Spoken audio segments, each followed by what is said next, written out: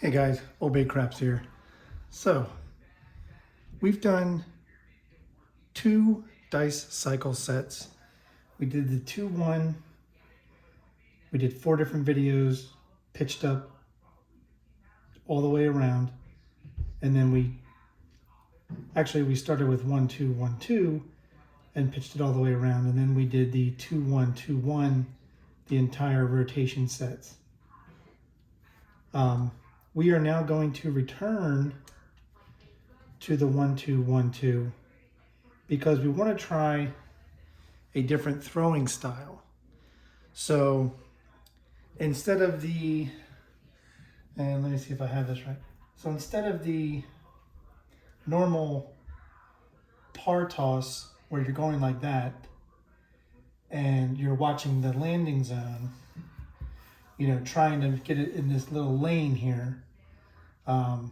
For some people it's down here.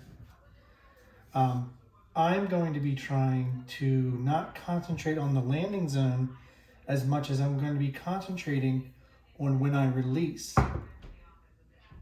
And so I'm actually going to be looking here at my hand upon release, because doing so, I can see the dice just like they are and trying to also not have little to no rotation at all when they're thrown. They literally want to land flat.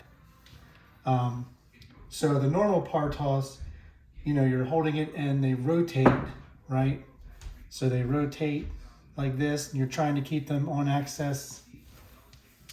So this is the same concept of keeping them on axis, but I want to look here. I'll be looking at my hand in motion to see if I can have 0 rotation on axis and the dice actually stay together without rotation and land flat. So hopefully that demonstration I just did was captured. I'll look back when I look at the film.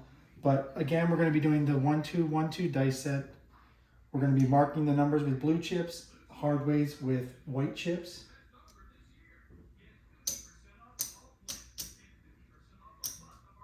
And we'll see what the dominant numbers are. Because the goal is to then compare the new throwing style with the normal par toss to see if I'm throwing different dominant numbers. All right, I'm still throwing from stick left 2. So we're back to the 1-2, 1-2 dice set. And here we go.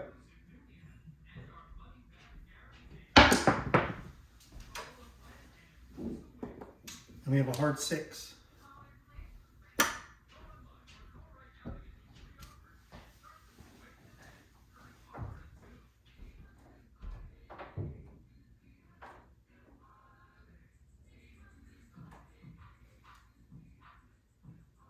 Dice out. So there wasn't much rotation on that, but the dice went kind of tilted to the right, both of them, but stayed together. 6, 3, 9.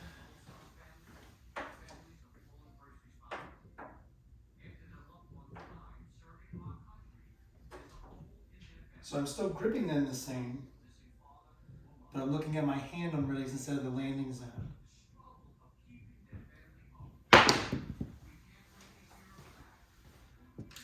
1, 4, 5.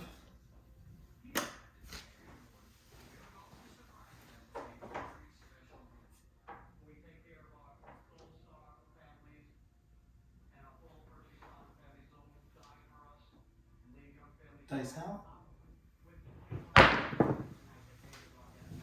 So on that one, the blue die is the left die here in the situation, and it looked like on release it was about an inch higher than the red die, and it wound up being a 7.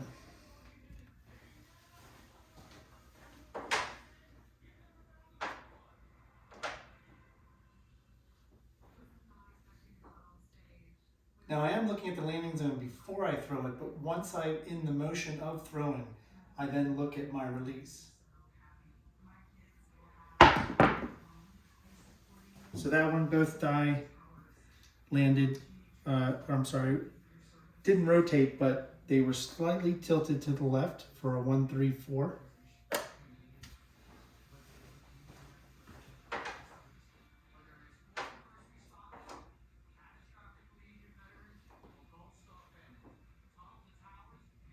Dice out.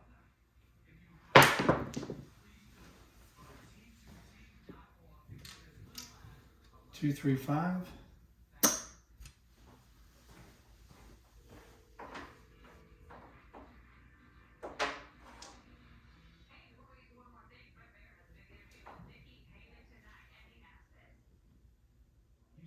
Dice out.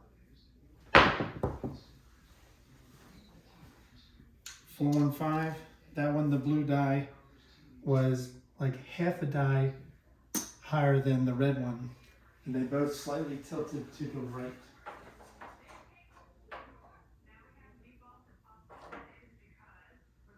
So I'll always be starting with the blue die on the left. Dice out.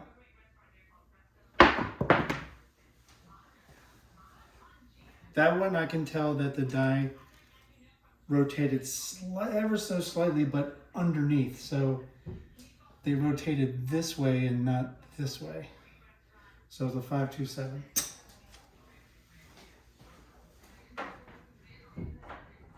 I am trying for like a dead stop during the air, like a knuckleball.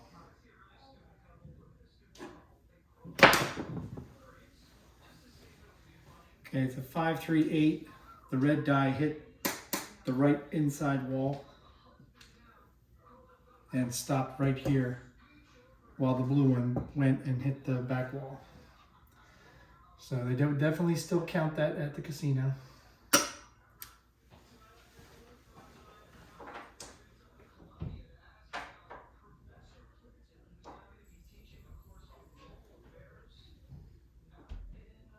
Dice out. Hard 10. Now that one, the red die was slightly higher than the blue die, and they started to rotate, or not rotate, they started to angle to the left on the way down.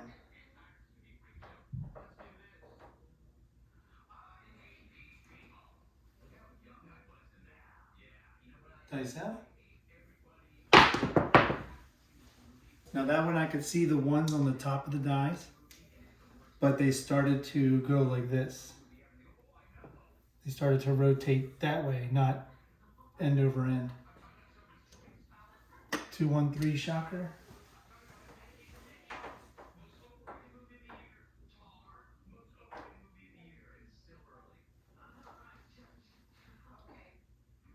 Dice out. That one, the blue die was a little bit higher than the red one, and both rotated a little bit to the right in motion.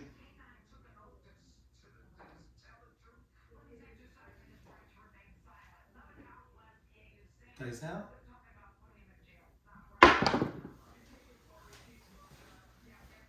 So we have a 1-3-4. Whoop, that was a 1.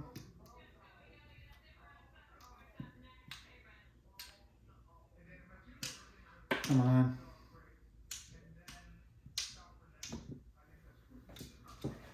Jesus. Sorry. 1-3-4. I am definitely working on my stick. It's just not working well today. I have been better in the past.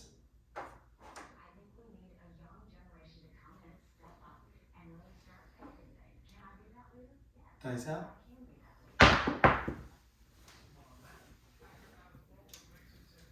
One, two, three.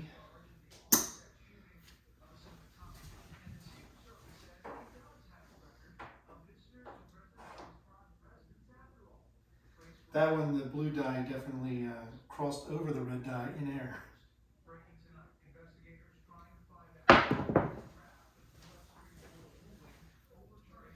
527. I could see that they rotated just slightly while in air, and they weren't a dead stop in air.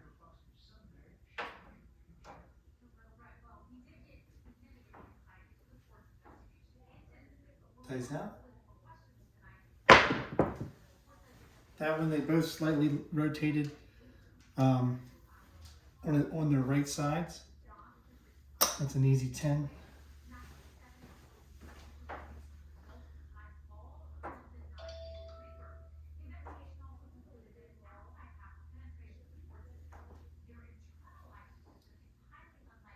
Dice out.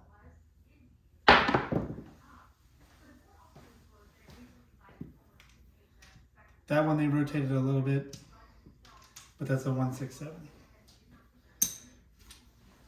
They did stay together, and the blue one was on the left side all the way down.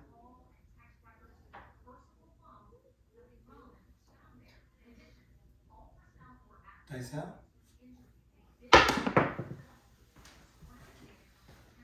That one I could see it rotate to the 6.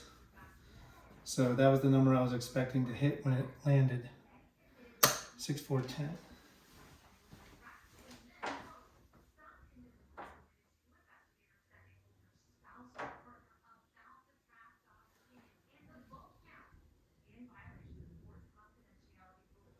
And so the 6s are, that's a double pitch. That's dice out.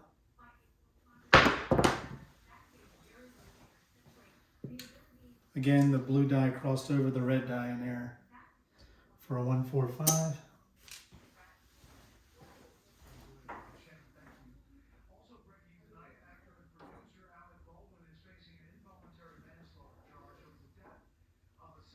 Dice out.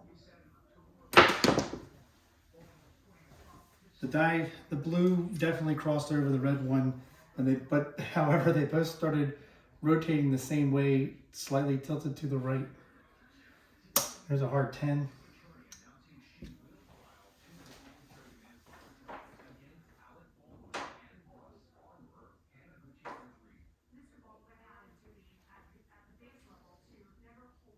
Dice out. That one I could tell the red die was rotating slightly faster than the blue one, but they both stayed blue on the left, red on the right. And there's a 6-5U. So they're at least rotating halfway, or I guess what we would call double pitching. If it lands on a 6 and I'm throwing a 1 on top.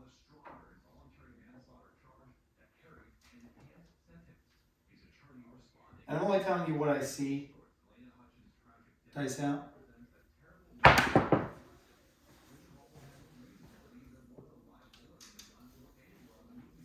So on that one I could see it was a 4-2 easy 6. But when that one was in air,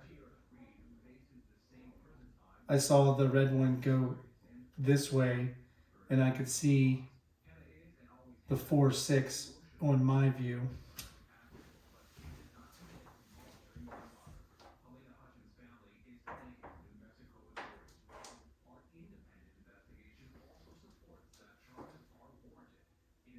Dice out.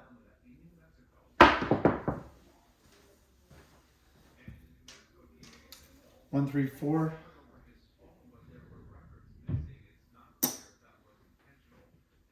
The red one stayed on the right in air, which is what I was throwing, but the blue die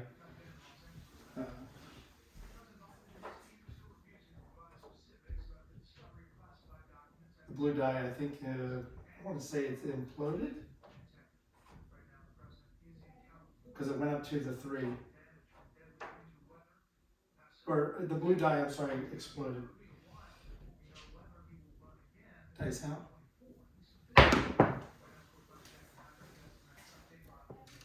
Three, 4, 7.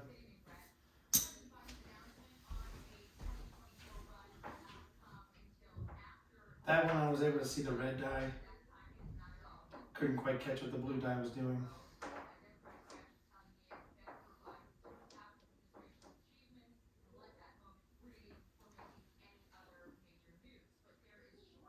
Dice out.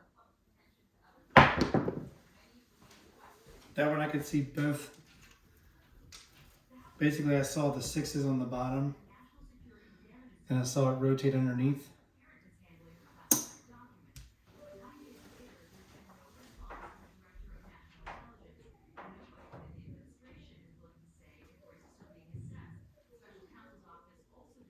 Dice out.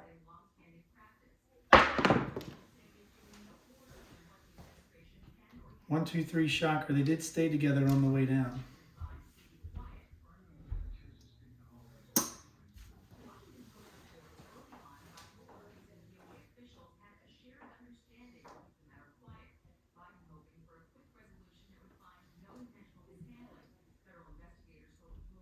Dice out.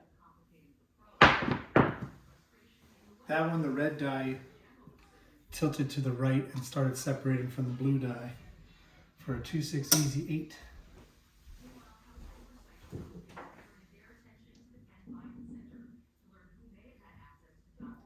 And I'm not really seeing how they're landing, I'm seeing how they are in midair on the release. So that's the descriptions that I'm giving you.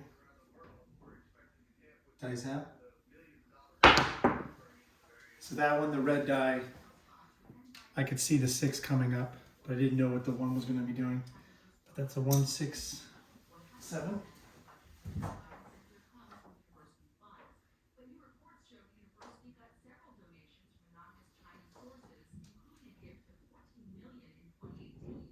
Dice out.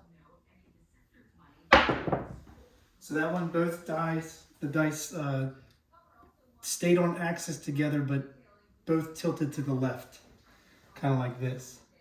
As soon as they released, they kind of both started tilting like that, but stayed together for a 2-6 easy 8.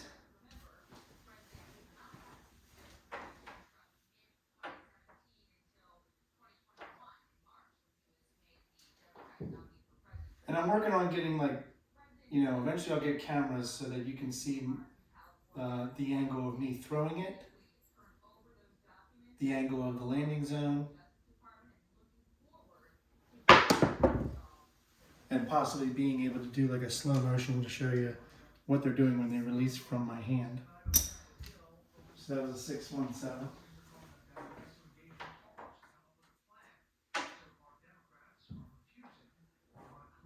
Now I'm not saying I haven't been able to compare yet. I'm not saying that this throw is any better than the other throw. I just know that it's different.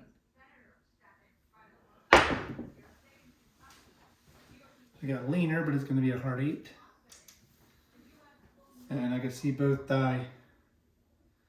Oops. White chip. I could see that they both started going to the right together, tilting to the right.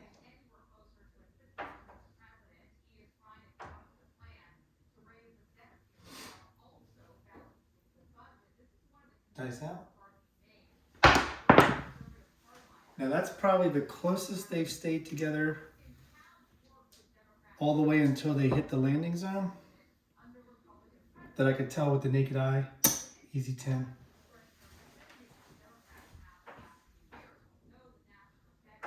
So what I'm trying to do is have them dead stop in midair, but then they'll pitch and do whatever they do once they hit the table.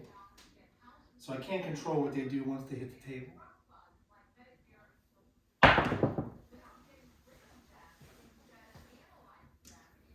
Now, I am rotating when I have it's a 5-3 easy 8. When I have the dice set, so let me go to so this is what you'll see what I'm doing, is I'm grabbing them like I am for the 1, 2, 1, 2, but I'm slightly turning them about 5 degrees to the left before I toss them, which makes sense why they're slightly rotating on a tilt. I'm not throwing them straight like that. I'm actually tilting them. And the reason I'm doing that is because I'm having a little bit more success of not hitting as many 7s on dice sets that I would normally throw. Again, these are dice sets that I've never thrown before, so I'm trying them out. But on dice sets that I do well with, like the 4642 and the 3V3135, I do tilt them 5 degrees before I throw them. So there's a 549.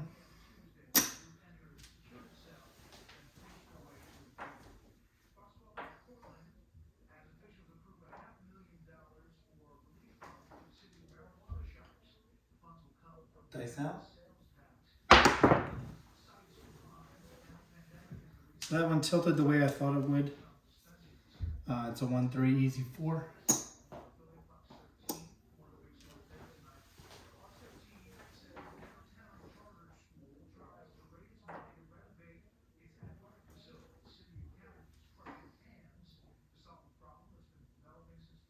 Dice out.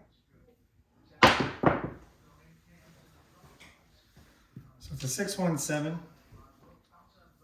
I did see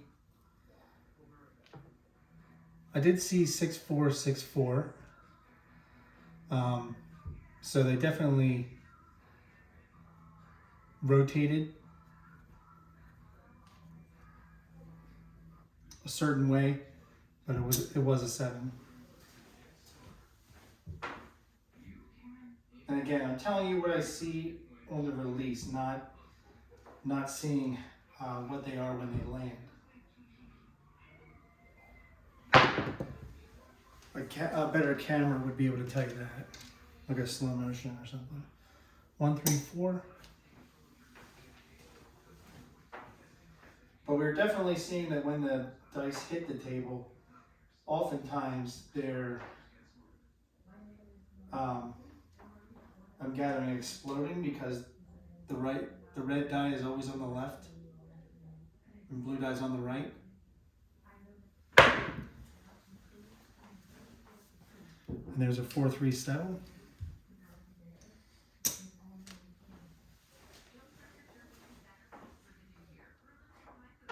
So I think what's interesting so far is that even though we are hitting 7s, you know, we're not really seeing any one dominant number unless you want to consider the 7 as the dominant number so far, which is fine. There's a 5-1 easy 6. What I mean is there's kind of an even spread, you know, between at least 5 of the numbers. I know that the 7 is so far the most dominant number.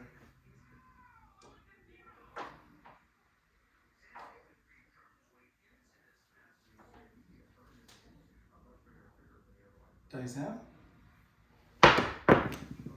Now that one I saw the red die on the release rotate faster than the blue die.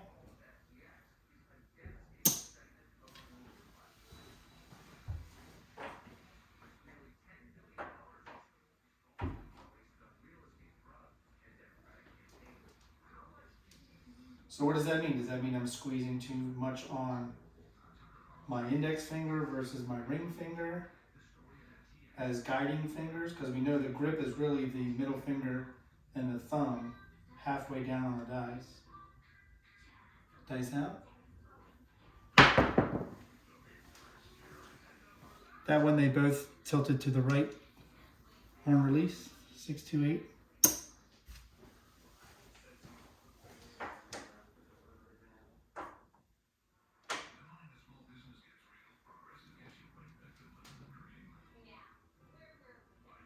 Dice out. That one on release was almost a chopper toss with the red die on top of the blue one. That could be because when I started the toss, I might have had them tilted on the table slightly more than 5 degrees.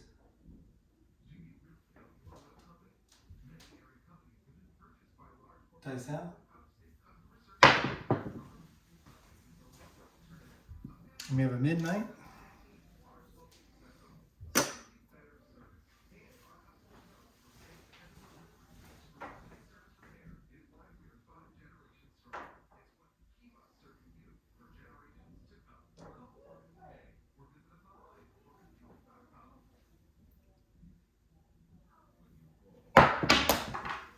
a no roll dice off table.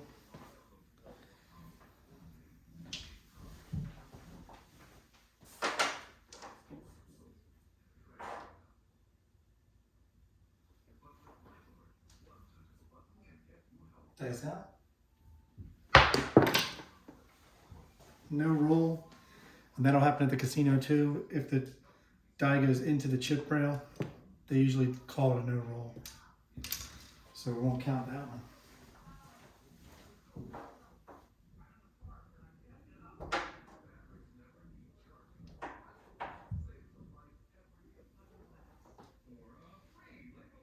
And I'm still trying to release at the 45-degree angle like I am on the other throwing style. Dice out. There's a 6-5 yellow.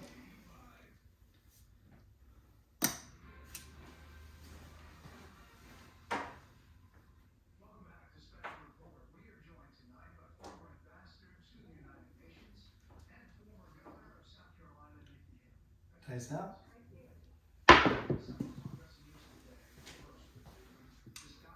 2-1-3 shocker.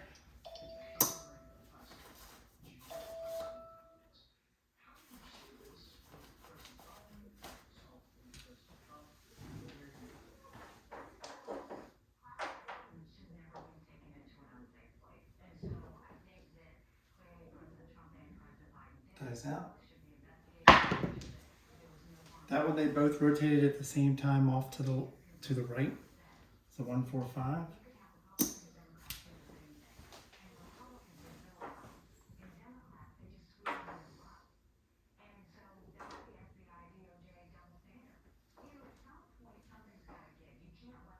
Dice out.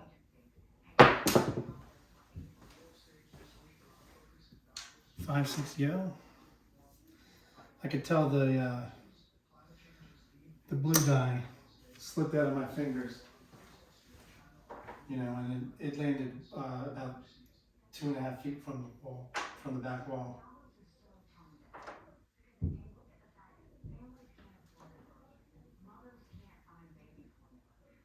Dice out.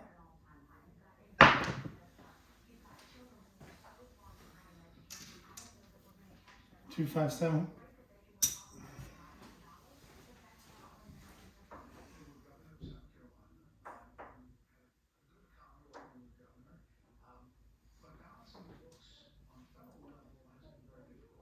Dice out. So I saw the 6 on the blue die on top on my release.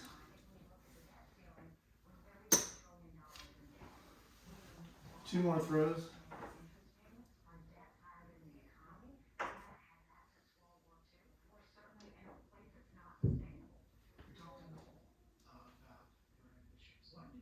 Dice out.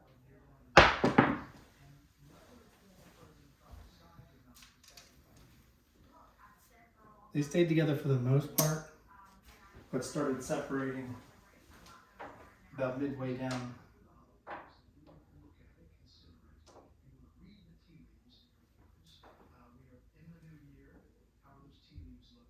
Dice out.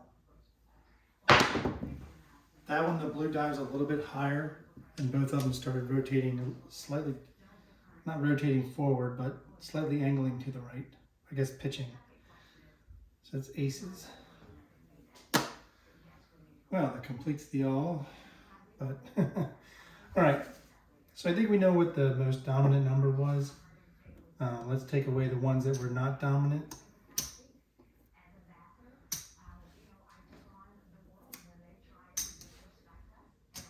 So what I consider not dominant is 3 or less. All right. We'll start with the 4. We hit the 4 5 times. We hit the 10 5 times. 2 of them were a hard 10. Surprisingly, we hit the 3 7 times. 7 times we hit the 3. That might be an ace-deuce parlay.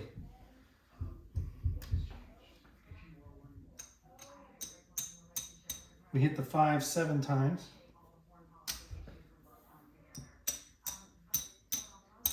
We hit the 8 6 times, one of which was a hard 8. But the most dominant number here was we hit the 7 10 times. So 1/5 of the rolls were a 7. That's a pretty wild distribution. So after the 7, between the 5 and the 3, both hit 7 times. Then the 8 hit 6 times, and then the 4 and the 10, which is kind of interesting as well, both hit 5 times each. All right, so this was Learning Craps Series 2 Dice Sets, Episode 9, Part A, the 1 2 1 2 with a different throwing style, looking at the release. Hope you enjoyed it. Please click the like and subscribe if you would, and the notification bell so you know when my next video comes out. We're looking forward to betting this on the next part B of episode 9. And I want to thank you all for joining me for this journey. This is going to be a long one, but it's going to be important because I'm learning what works for Old Bay craps. So when I go to the casino and I need a number, maybe I need a number to finish the ATS, maybe I need a number to hit because I need to hit the point. You know, I want to go there with a nice toolkit to know what I can throw when I want to throw. And along the way, have some fun with the other dominant numbers. So thanks for joining me. So when you're at your tables, as always, season your play. Thanks.